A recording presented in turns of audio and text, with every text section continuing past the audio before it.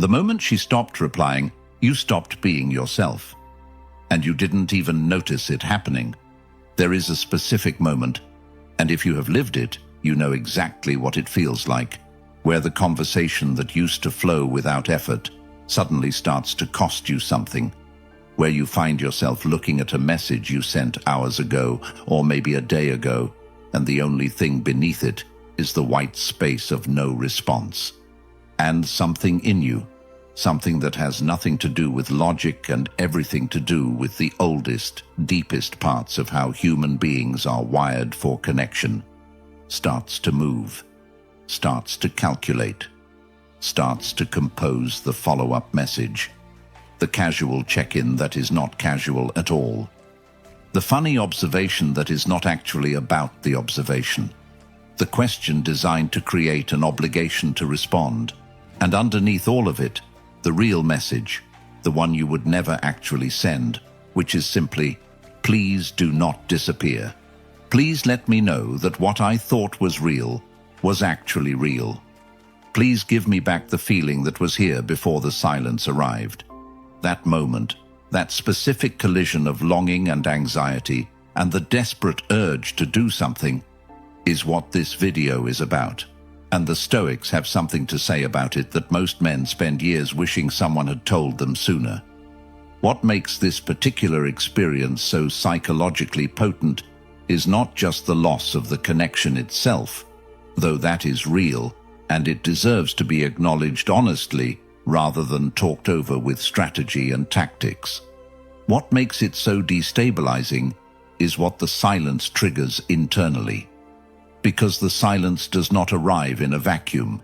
It arrives in a mind that has already formed a specific story about what this person means, what this connection represents, and by extension, what their continued interest says about your value.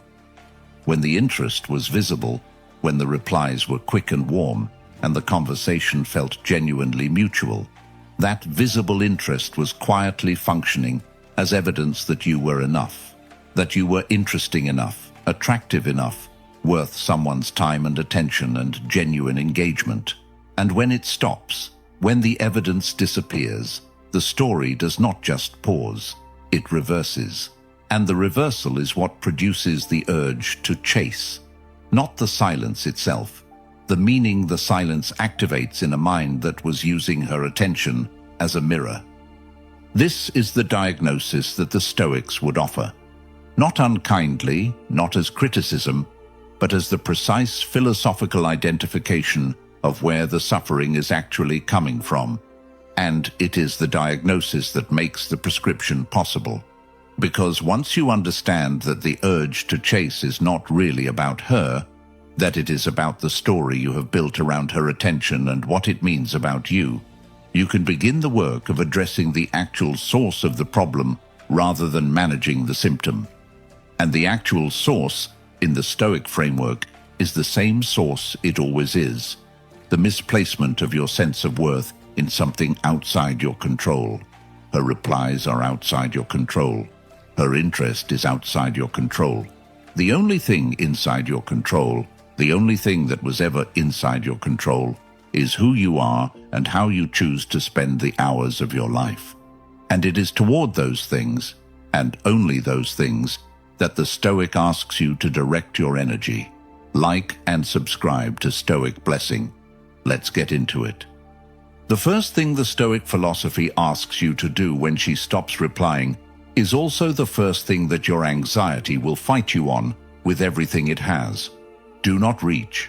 Not yet. Not from this place. Not from the specific internal state you are currently in, where the silence has activated the fear, and the fear is now generating justifications for why reaching out is reasonable, mature, or even virtuous.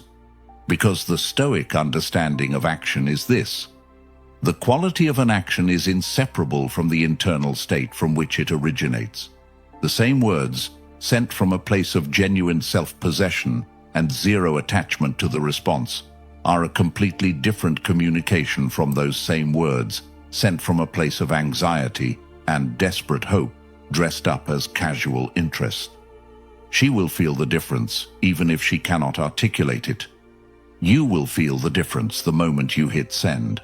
And the version of yourself that reaches from anxiety is not the version of yourself that creates genuine attraction, genuine respect, or genuine connection. It is the version that confirms the doubt that may have been forming in her mind, the doubt about whether you are a man who is complete in himself or a man who needs her attention to feel okay. Marcus Aurelius returned to the discipline of the pause more than almost any other practice in his meditations. The deliberate, trained, sovereign space between stimulus and response, where every aspect of your character is either governed by wisdom or surrendered to impulse. Her silence is the stimulus. Everything you do next is the response. And the Stoic does not let the stimulus determine the response automatically. He holds the space. He examines what he is feeling and why. He asks whether the action he is being compelled toward is an expression of his values or an expression of his fear. He asks whether the outcome he is hoping to produce is actually within his control, or whether he is simply trying to exercise the illusion of control over a situation that is fundamentally outside it. And having asked those questions with genuine honesty, he acts, or does not act, from that examined place rather than from the raw, unexamined urgency that the silence produced. That pause, 5 seconds or 5 days, depending on what the honest examination requires, is where your dignity lives. And protecting your dignity is always more important than breaking the silence. Comment below, I pause before I reach, if you've finally understood that the most powerful response to silence is sometimes no response at all. Let's be honest about what sending that follow-up message actually does, not what you hope it does, not what the optimistic story in your head says it might do, but what it actually, consistently, reliably does in the lived experience of almost every man who has sent it. It does not create attraction. It does not make her realize what she has been missing. It does not shift the dynamic in the direction you are hoping it will shift. What it does in almost every case is confirm the worst of whatever was already making her hesitate. Because here is the psychological reality that is uncomfortable but important. A woman who is genuinely interested and has simply been busy or overwhelmed or navigating something in her own life that has nothing to do with you does not need a follow-up message to remember that you exist. She knows you exist. She has been thinking about reaching out. Your follow-up in that case does not accelerate anything. It either arrives at the same time as her reply would have anyway, making it irrelevant, or it arrives just before, making it feel slightly pressuring even to someone who was already inclined toward you. And a woman who has genuinely, for whatever reason, lost interest or become uncertain, your follow-up message does not reverse that. It deepens it. Because uncertainty is not cured by pursuit, it is deepened by it. The more you reach, the more certain she becomes that whatever made her hesitate was the right instinct. Epictetus taught about the nature of desire with a precision that applies directly to this. The problem is never the desire itself. The problem is the belief that satisfying the desire is within your control, and that pursuing the satisfaction is therefore a reasonable response to the feeling of the desire. You desire her attention. That is real and human and nothing to be ashamed of. But her attention is not within your control to produce through pursuit. What is within your control is the quality of who you are, the fullness of the life you are building, and the daily practice of investing in those things rather than in the anxious management of an outcome you cannot determine. The man who genuinely does this, who genuinely redirects the energy from the compulsive checking of his phone to the deliberate building of his own life, does two things simultaneously. He protects his dignity in the short term, and he becomes, in the medium term, genuinely more compelling to anyone who is paying attention, including her, because the aliveness and the self-possession that come from a man who is fully invested in his own growth are among the most attractive qualities that exist, and they are entirely within his control to cultivate. Comment below, "I build, I don't beg," if you've decided that your energy belongs to your growth, not to someone's inbox. Now we need to talk about something that most videos on this topic completely avoid, and avoiding it is one of the reasons men keep finding themselves in this same cycle. The question is not just what to do when she stops replying. The question is why her stopping replying has this much power over you in the first place. Because the intensity of the reaction, the specific, almost physical quality of the compulsion to reach, to fix, to break the silence, is not proportionate to the actual loss of any individual person, especially in the early stages of connection, when you do not yet know each other deeply enough for the loss to be genuinely devastating. The intensity is proportionate to something else, to the amount of meaning you had already attached to the connection, to the specific function her interest was performing in your internal economy of self-worth, to the gap between how full your inner life is and how much you were relying on her interest to fill it. And that gap, that specific, measurable distance between the richness of your internal life and the need you were placing on external validation, is the actual thing this situation is asking you to look at, not as self-criticism, as information. Seneca wrote extensively about what he called the poverty of the inner life, the specific condition of the man who, however wealthy or successful or socially connected he might be externally, has not done the work of building a genuine, nourishing, self-sustaining inner world. That man is perpetually dependent, not necessarily on any specific person, but on some form of external input, approval, attention, validation, the sense of being wanted and chosen, to maintain a baseline sense of okayness that his inner life is not yet rich enough to generate on its own. And the vulnerability of that dependence is never more visible than in moments exactly like this one, where a single person's shift in availability reveals, with uncomfortable clarity, just how much weight had been placed on something that was never designed to hold it. The Stoic response to this revelation is not shame, it is work. Specifically, the work of building the inner life through solitude, through self-examination, through the daily practice of connecting with your own values and your own sense of purpose, to the point where it generates its own warmth, where it does not need her light to function, where the silence, when it comes, is survivable not just intellectually, but actually. Comment below, "My inner world is my foundation," if you've started doing the work of building a life that doesn't collapse when someone goes quiet. There is a specific practice the Stoics prescribed for moments of disruption and emotional turbulence that is perhaps the most immediately useful thing in this entire video. And it is also the most unglamorous, the most resistant to being turned into a motivational poster, and the most genuinely effective. It is the practice of returning to your work. Not work as distraction.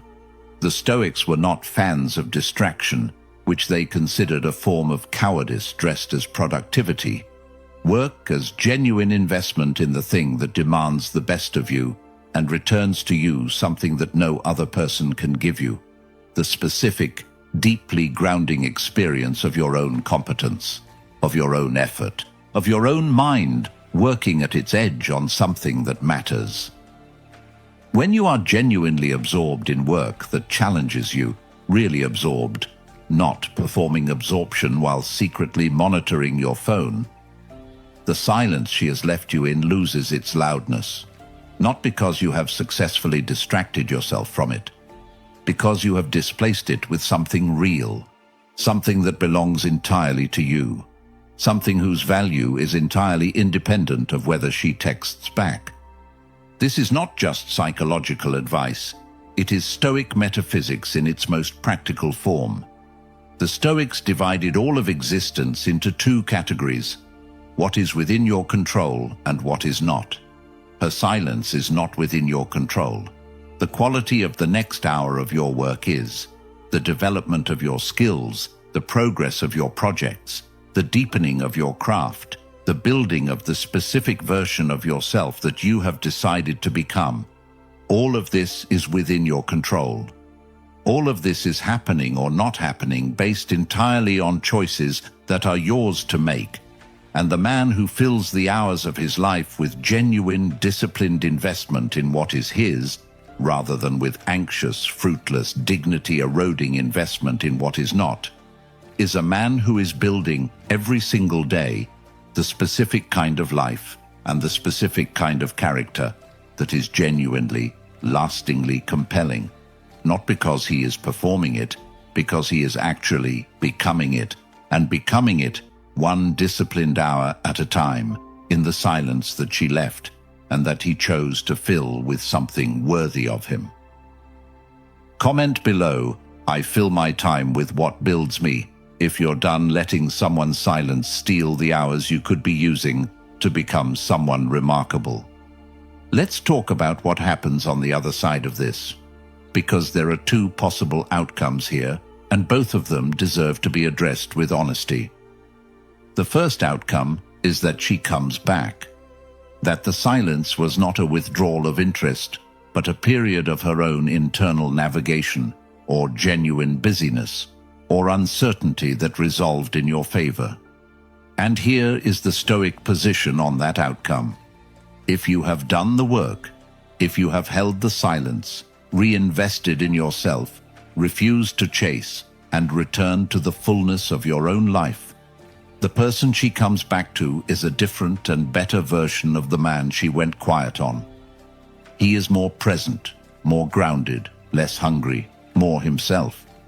And that version of you is far more capable of genuine connection, genuine conversation, and the specific quality of interaction that builds something real, rather than simply managing the anxiety of something uncertain.